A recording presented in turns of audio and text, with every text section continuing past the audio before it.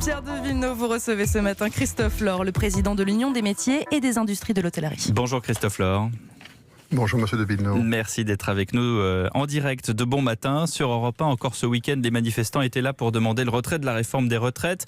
26 jours de grève, de blocage, des transports à l'arrêt, très ralentis. Et en cette période de fête, la France brille de tous ses feux. L'avenue Montaigne et ses boutiques de luxe, la Tour Eiffel, les restaurants gastronomiques, les brasseries parisiennes. J'ai envie de dire, Christophe Laure, Paris brille ou essaye tant bien que mal de briller, c'est ça ? Oh, Paris brille, il a toujours brillé, je pense que Paris brillerait toujours. Mais il est vrai qu'en cette période, c'est toujours un peu délicat d'avoir des situations comme on les vit aujourd'hui.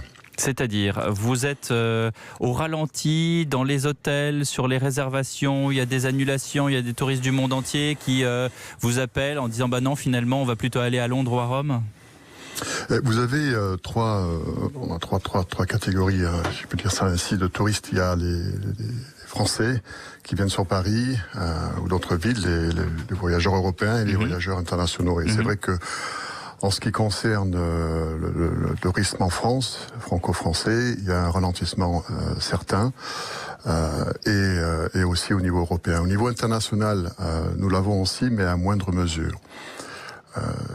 C'est-à-dire les touristes internationaux maintiennent leurs déplacements? Alors, ils maintiennent leur déplacement ou ils le reportent. Ce que nous on a noté déjà depuis le début des grèves, donc depuis une vingtaine de jours maintenant, c'est qu'il y a un ralentissement des réservations, notamment sur le sol par rapport à la clientèle française, et il y a aussi un report de voyage. Donc on a des annulations. Et du coup, c'est quoi la conséquence? C'est qu'on brade. J'ai entendu dire que dans certains palaces parisiens, on pouvait dormir pour 100 € la nuit au lieu de 700, 800.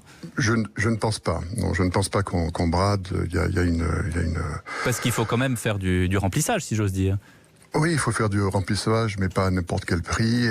Il y a quand même des coûts qui sont inhérents à la catégorie palace pour gérer un hôtel. Et on sait que si jamais il y a une baisse de tarifs qui est faite pour ensuite revenir sur les tarifs qui sont en relation avec cette catégorie, il faudra du temps. Donc il n'y a pas de Donc il y a un certain seuil à respecter. Quel est votre manque à gagner à l'UMI? Est-ce que vous avez chiffré ça d'une manière un peu globale? Alors, il est un peu tôt pour vraiment avoir des chiffres sur le mois de décembre. Il faut déjà attendre que le mois soit terminé. Ce que l'on peut voir, c'est que entre 2018 et 2019, il y a une baisse qui est certaine. Elle varie en fonction de la catégorie de l'hôtel. Ça peut être entre 5% et jusqu'à 25%. Jusqu'à 25%, hein. Jusqu'à 25%, oui, pour certains hôtels. Mais surtout, ce qui est notable, c'est la partie restauration, qui est plus, elle, affectée que la partie hébergement. Et là, on chiffre à combien? Là, on peut chiffrer jusqu'à 30, voire 40% pour certains hôtels et certains restaurants. Et ça, ce sont des hôtels, plutôt des très grands hôtels, des hôtels luxueux? Oui, alors ça affecte toutes les catégories, mais il est vrai que la catégorie luxe, donc les palaces, est aussi très affectée, puisque proportionnellement, l'impact est plus important. Quelle image a-t-on du tourisme en France? Est-ce que vous avez des retombées? On parlait de la clientèle internationale. Est-ce que vous avez des réclamations? Est-ce qu'il y a des gens qui vous disent non, on ne reviendra plus jamais en France, on en a marre de cette situation? Non, on n'a pas de clients. Je pense que la clientèle internationale, Paris restera Paris, la France aussi. Nous sommes le premier pays au monde nombre de touristes. On est à plus de 86 millions. Ça continue à faire rêver, même si des musées ferment, l'opéra ferme. On a vu les revendications des danseurs et des danseuses qui ont fait un flash mob devant l'Opéra Garnier. D'ailleurs, c'est tout près de votre hôtel, celui que vous dirigez. Oui. Non, les clients comprennent qu'il y a des situations sociales qui font partie il n'y a pas un pays aujourd'hui qui est à l'abri d'avoir des manifestations, et on le voit bien à travers le monde. Et Paris, encore une fois, restera Paris. Ceci étant dit, il est vrai que les 4-5 dernières années ont été des années difficiles dans notre secteur. Il n'y a pas une année qui a pu être sereine comme dans le passé.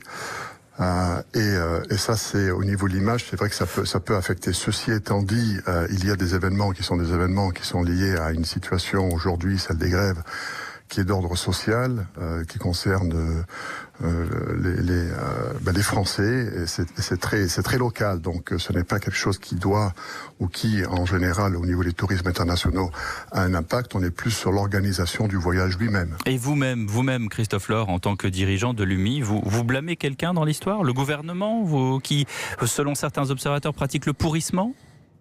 Non, bien sûr que non. Il y a des enjeux importants qui sont sur le futur, il y a des enjeux importants qui sont sur la pérennité par rapport à une situation économique. Et à ce titre, mais à titre professionnel mais aussi privé, il faut des changements.